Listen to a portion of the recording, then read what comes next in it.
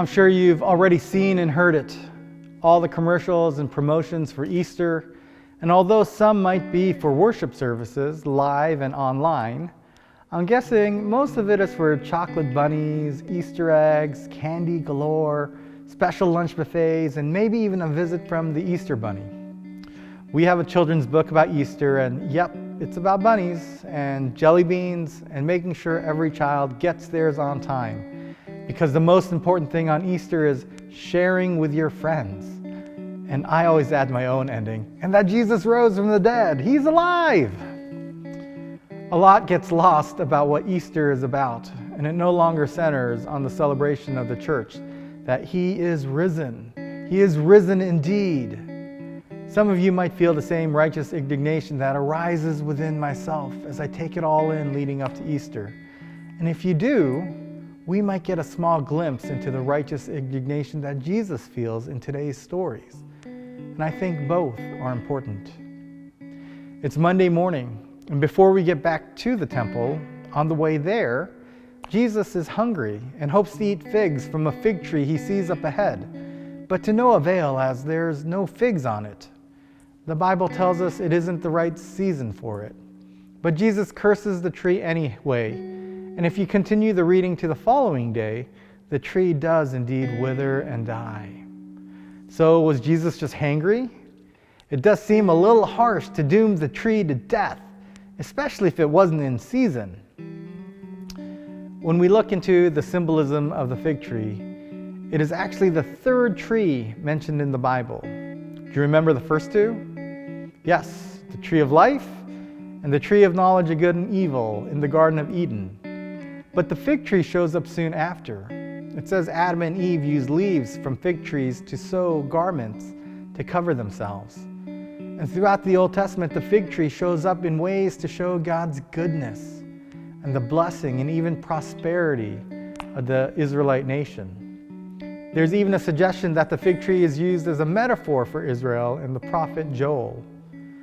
So we might read into the deeper meaning or reason of Jesus' indignation. As Pastor Adam mentioned, he had taken a look around the temple the night prior, and probably his zeal for his Father's house had already begun. And as they are again approaching the city and the temple, he sees a fig tree, and maybe, just maybe, the resistance, the reluctance, the non-repentance of the people, especially those that are teachers of the law and people in power and people benefiting financially on the backs of the poor and shepherdless, rises up in him. Israel, a nation, a people God has promised in covenant after covenant to always have its back, remains fruitless and faithless. Maybe Jesus speaks the curse that probably the whole nation deserves into this tree, because fig trees should have fruit. Fig trees should be benefiting the people around it. Fig trees have a purpose, and this one wasn't fulfilling it at the time. Later in the week, Jesus comes back to a fig tree as an example of what can be expected when a fig tree starts to grow leaves. This sets up the second scene where Jesus really shows his righteous indignation. I remember a time in high school when our small youth group was helping a small church in the colonias of Tijuana, Mexico. Pretty much a new neighborhood that the government would eventually set up with electricity, water, and sewer. This small church had at least electricity for parts of the day. Well, after a time of singing with electric guitars and a bass and several tambourines, pretty much all of us held an instrument.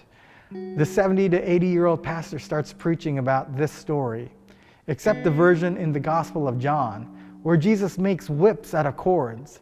And this old Mexican pastor grabs microphone cords and guitar cables and starts swinging them around to make the point that this is a rowdy and indignantly righteous Jesus, making quite a scene. We were ducking our heads in this small worship space, and I could only imagine the chaos Jesus created in overturning tables and benches with people yelling, animals squawking, coins scattering. The Jewish leaders had lost the meaning of what sacrifice was about, the sacredness of the temple, and made it into a commercial enterprise. Now, I'm not asking you to run through Meijer, overturning candy shelves, or going to an Easter gathering and trampling all the eggs, because if you're like me, you probably will eat some chocolate, hide some eggs for your children or grandchildren, and most likely will gather somewhere for a nice Easter meal. And though the world has lost the meaning of Easter, let's not lose it ourselves. Let's remember we are all created with a purpose and a mission to fulfill. We journey to the cross on Good Friday as individual followers and as a community of faith. And so we have something to celebrate even more than friends and family and candy bunnies. We have Jesus, King, Teacher, Servant, Suffering, Righteous, and yes, risen indeed.